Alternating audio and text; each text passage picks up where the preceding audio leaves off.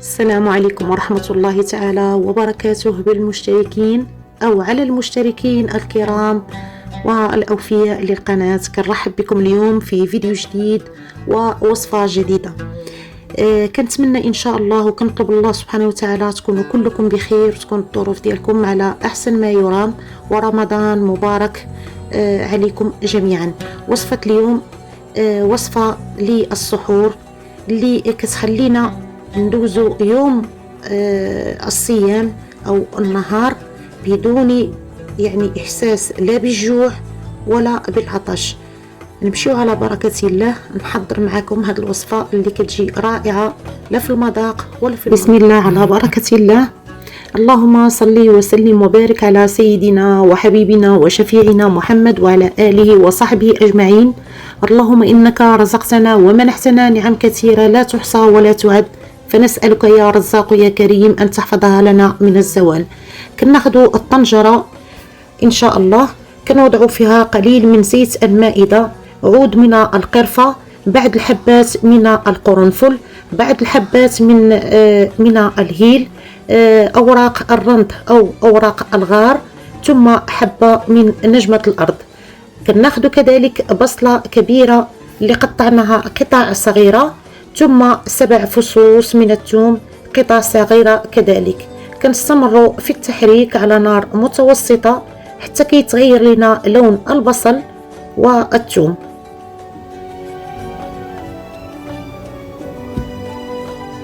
إن شاء الله غنعطيكم الطريقة والمكونات ولكم الاختيار في الكمية.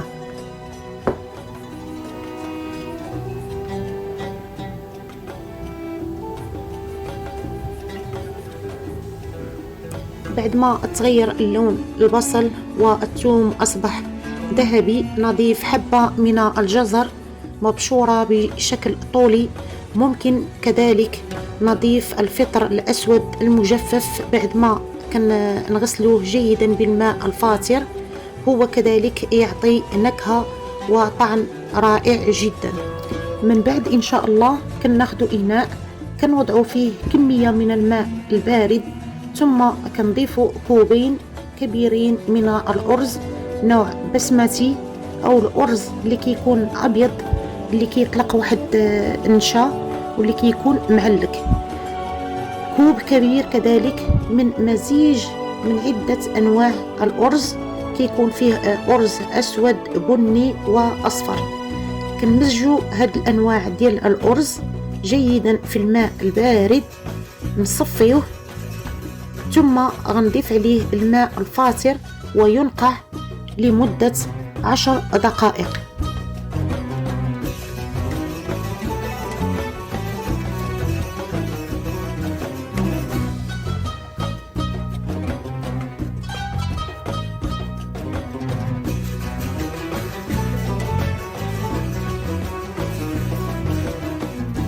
بعد ما مرات 10 دقائق صفينا الأرز من الماء الفاتر، ضفناه على جميع المكونات اللي موجودة في الطنجرة، ثم كمية قليلة من العنب الجاف اللي نقعناه كذلك في ماء فاتر.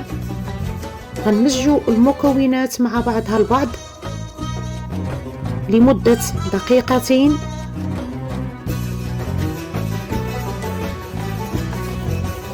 وصفة على أنها مفيدة جدا، كيف ما كتلاحظوا فيها عدة مكونات، فيها فيتامينات بروتينات.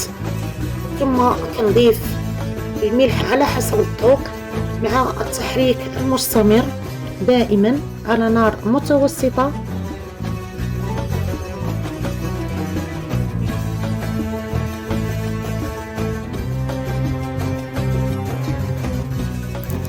بعد ما مرات دقيقتين كنضيف كمية من الماء الفاتر لعدم ضياع الوقت حتى كتغطى الكمية اللي عندنا ديال الأرز وباقي المكونات. كنضيف 5 قطع من السكر، ممكن نعوضوها بالعسل. هاد الوصفة كتجي مالحة وحلوة في نفس الوقت. كنوضعوا الغطاء لما كتغلى لينا المكونات والماء كننزلوا النار إلى هادئة، ثم نترك الطنجرة تقريبا نصف ساعة، ونلتقي إن شاء الله في طبق التقديم.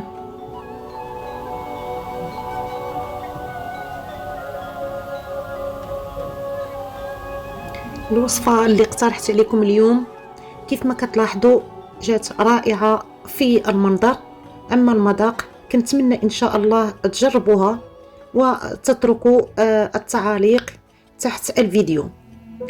وصفة اليوم كما سبق وذكرت تجعلك تحس بالشبع وعدم العطش في النهار. شكرا لكم على تتبع القناة، شكرا لكم على التعاليق الجميلة اللي كتتركوا في القناة اللي كتشجعوني بها. كنشكر كذلك المشتركين الجدد وأقول لكم مرحبا بكم وألف مرحبا في قناتكم الثانية. رمضان مبارك عليكم جميعا، ودمتم في رعاية الله وحفظه، ونلتقي إن شاء الله في فيديو جديد ووصفة جديدة إن كنا من أهل الدنيا. مع ألف سلامة، وحياكم الله جميعا أحبابي في الله.